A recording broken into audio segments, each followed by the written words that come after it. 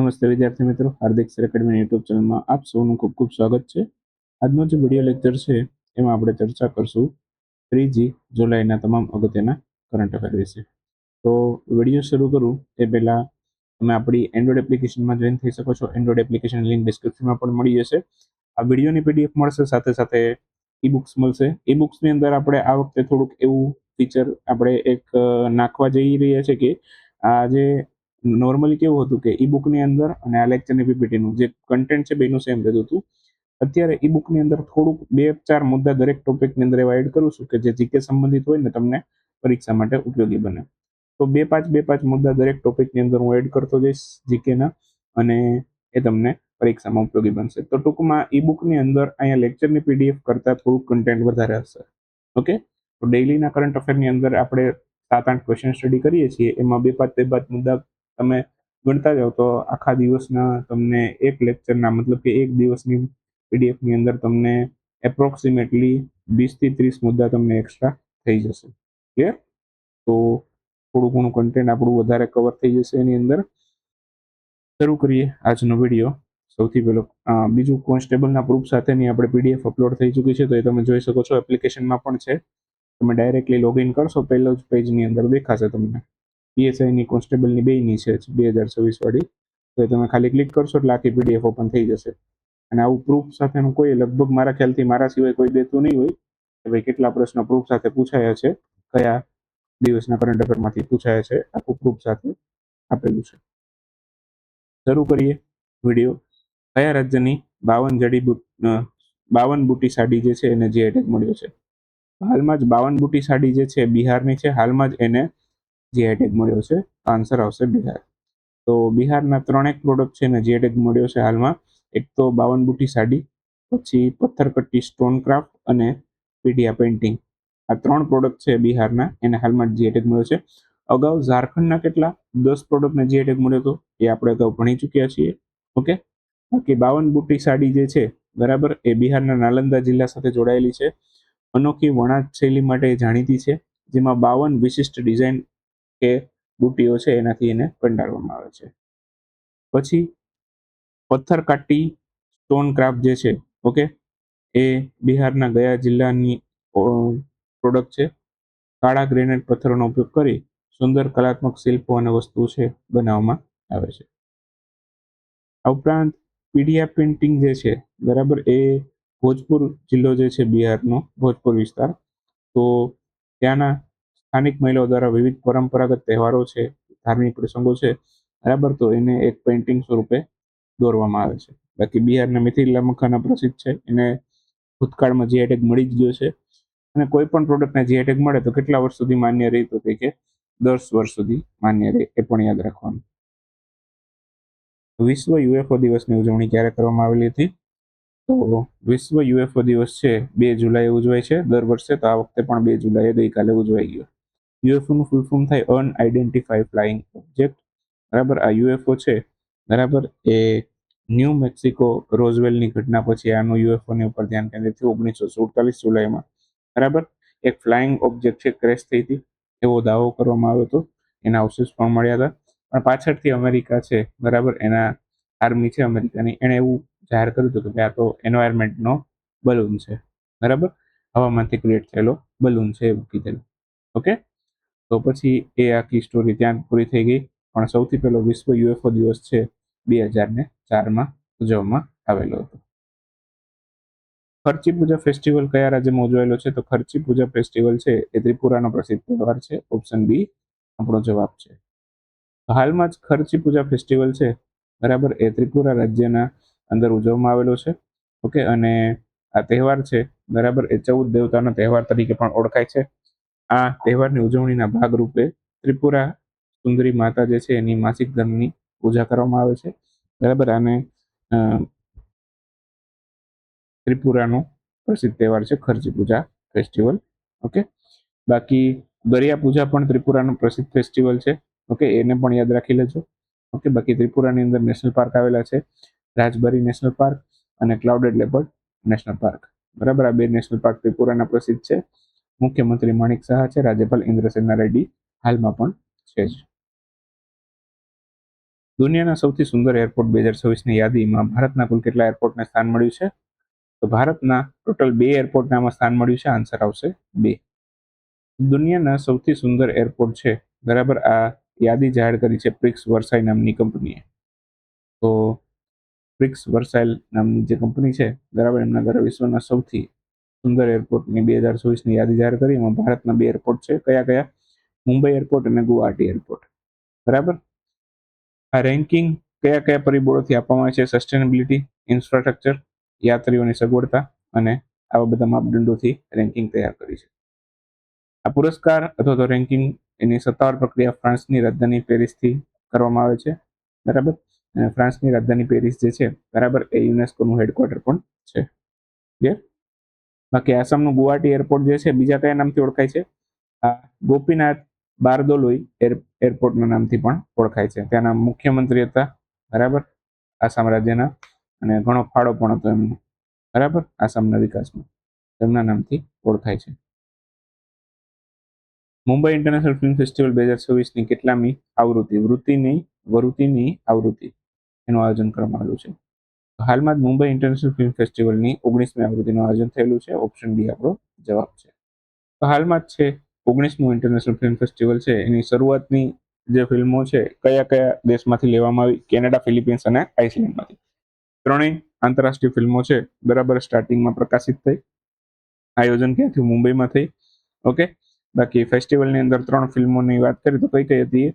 તો એક કેનેડાની હતી, એક ફિલિપિન્સની હતી અને એક આઇસલેન્ડની હતી. જેમાં ટાઈમ એન્ડ વોટર, પછી આગાપીટો અને good luck to you all, આ 3 ફિલ્મોનું સૌથી પહેલું સ્ક્રીનિંગ કરવામાં આવેલું. ક્લિયર? બાકી વાત કરીએ તો આનું ઉદ્ઘાટન સમારોહ સંપન્ન છે થયા બાદ મુંબઈના પ્રખ્યાત રવિન્દ્ર નાટ્ય મંદિર ખાતે આ 3 ફિલ્મોનું સ્ક્રીનિંગ કરવામાં આવેલું હતું. ઓકે. તો કઈ જગ્યાએ સ્ક્રીનિંગ કર્યું એ પણ તમને લખેલું છે.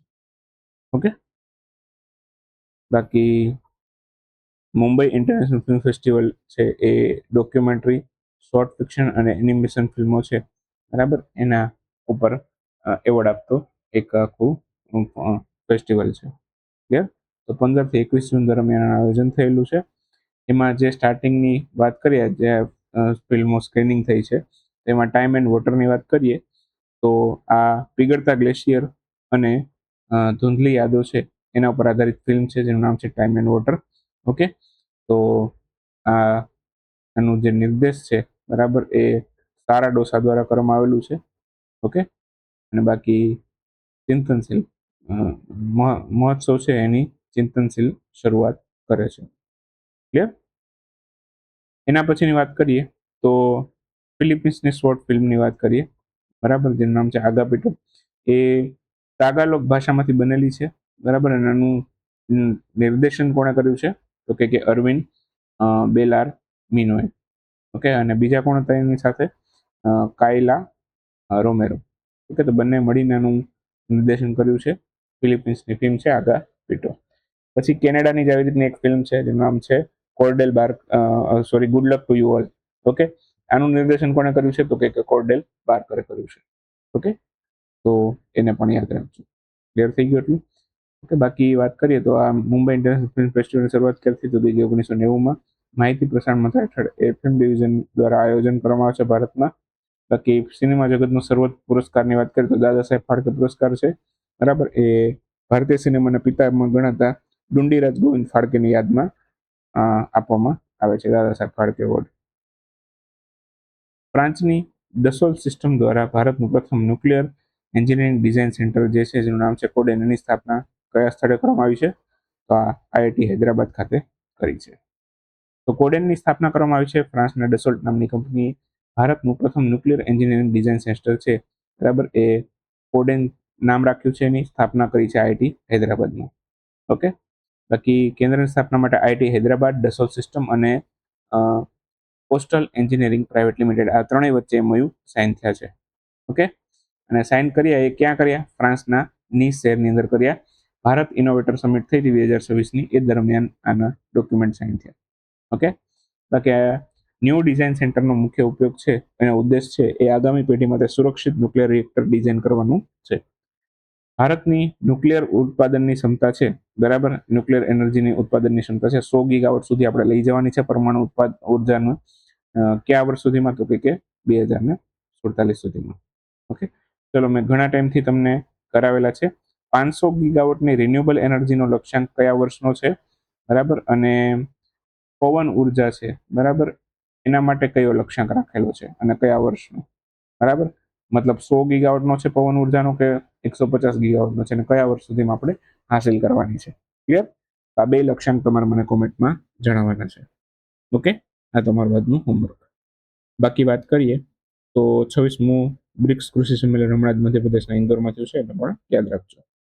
ચર્ચામાં રહેલ SolarOne એનો સંબંધ કોની સાથે છે? અમેરિકા સાથે છે. હમણાં જ લોન્ચ કર્યો છે SolarOne. ઓકે, SolarOne છે અમેરિકા દ્વારા લોન્ચ કરવામાં આવ્યો છે.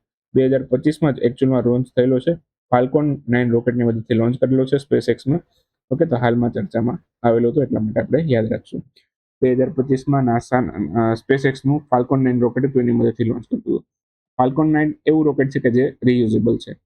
અને સેટેલાઇટ લોન્ચ કર્યો કોણે કર્યો? નાસાએ કર્યો હતો, બરાબર. તો ટૂંકમાં નાસા સ્પેસએક્સ બંને મળીને કામ કર્યું છે. SolarOneનો મુખ્ય ઉદ્દેશ શું હતો કે સૂર્યથી સર્જાતા જે શક્તિશાળી સૌર તોફાનો છે, સોલાર સ્ટોર્મ્સ, એનું સતત અવલોકન કરી સમયસર ચેતવણી આપવાનો છે. આ ઉપગ્રહ છે, બરાબર, એ સૂર્ય પૃથ્વીની L1 એટલે કે લાંગ્રાન્જ પોઈન્ટ ઉપર સ્થાપિત થયો છે. L1 જે છે એને કહેવાય લાંગ્રાન્જ પોઈન્ટ 1. ઓકે, તો લાંગ્રાન્જ પોઈન્ટ 1 ક્યાં આવેલો છે? બરાબર, પૃથ્વી સૂર્ય વચ્ચેનું અંતર જ્યાં 15 લાખ કિલોમીટર થાય છે ત્યાં આવેલો છે L1 પોઈન્ટ, લાંગ્રાન્જ પોઈન્ટ. બરાબર, પૃથ્વીથી તમે 15 લાખ કિલોમીટર આગળ જાઓ, બરાબર, તો લાંગ્રાન્જ પોઈન્ટ આવી જાય. ઓકે, તો લાંગ્રાન્જ પોઈન્ટ ઉપર આને સ્થિત કર્યો છે. ક્લિયર થઈ ગયું એટલું? બાકી વાત કરીએ તો ભારતનું પણ આવું એક મિશન છે આદિત્ય L1, બરાબર, એને પણ લાંગ્રાન્જ 1 પોઈન્ટ ઉપર જ રાખેલું છે. આપણે 2023માં PSLV C57 ની મદદથી આપણે લોન્ચ કર્યું હતું. ઓકે, સૂર્ય પૃથ્વીનું બિંદુ જે છે L1, બરાબર, એને પણ લાંગ્રાન્જ પોઈન્ટ L1 ઉપર જ રાખેલો છે. ઓકે, બાકી થોડા ઘણા લાંગ્રાન્જ પોઈન્ટના આઈડિયા છે તમને આપણી ઈ બુકની અંદર મળશે. લાંગ્રાન્જ પોઈન્ટ ક્યાં હોય, બરાબર, L1 છે, L2 છે, L3 છે, L4 છે અને L5 સુધીના લાંગ્રાન્જ પોઈન્ટ છે, બરાબર. એનું આપણે ઈ બુકની અંદર વિસ્તૃત માહિતી સાથે આપેલું છે. જે તમારે ઈ બુકમાં વાંચવું હોય તો વાંચી શકો છો. ક્લિયર? બાકી નાસાની સ્થાપના 1958માં થઈ. DRDO પણ 1958માં થયું હતું. નાસાનું હેડક્વાર્ટર વોશિંગ્ટન ડીસીમાં છે. ઓકે, સ્પેસએક્સની પણ વાત કરી લઈએ. 2002માં સ્પેસએક્સની સ્થાપના થયેલી. ફટાફટ એક વાગ્યાના ક્વેશ્ચન પૂરા કરીએ. 2 દિવસે બ્રિક્સ સુરક્ષા સંમેલન ક્યાં થયું? આ નવી દિલ્હીમાં થયું. ભારતના સોલિસિટર જનરલ કોણ બન્યા? આ બન્યા તુષાર મહેતા. હાલમાં જ ચર્ચામાં રહેલ કાદિયાન બ્યાસ રેલવે લાઇન પરિયોજના જે છે કયા રાજ્ય સાથે સંબંધિત છે? આ પંજાબ સાથે સંબંધિત છે. ગૃહમંત્રી અમિત શાહે નાફેડના ઓપ્શન એટલે કે હરાજી પોર્ટલ પર nafex.in નો શુભારંભ કર્યો છે. ક્યાંથી કર્યો છે? આ નવી દિલ્હી ખાતેથી કર્યો છે. હાલમાં જ T20 200 જેટલી T20 ઇન્ટરનેશનલ મેચ રમનાર દુનિયાની સૌથી પહેલી ક્રિકેટર કોણ બની ગઈ છે? હરમનપ્રીત કૌર. એમણે 200 T20 ઇન્ટરનેશનલ મેચ રમી લીધી છે. આવું કરનારી સૌથી પહેલી ખેલાડી બની ગઈ છે. ફૂટબોલ વર્લ્ડ કપના ઇતિહાસમાં સૌથી વધુ ગોલ કરનાર ખેલાડી કોણ બન્યો? આ બન્યા લિયોનેલ મેસી. કયા દેશના વડાપ્રધાન કેર સ્ટારમરે રાજીનામું આપ્યું? તો ઇંગ્લેન્ડના છે, રાજીનામું આપી દીધું છે. ઇંગ્લેન્ડ આવે, UK આવે, બ્રિટન આવે, જે આવે એ લખી શકો તમે પછી ઓપ્શન.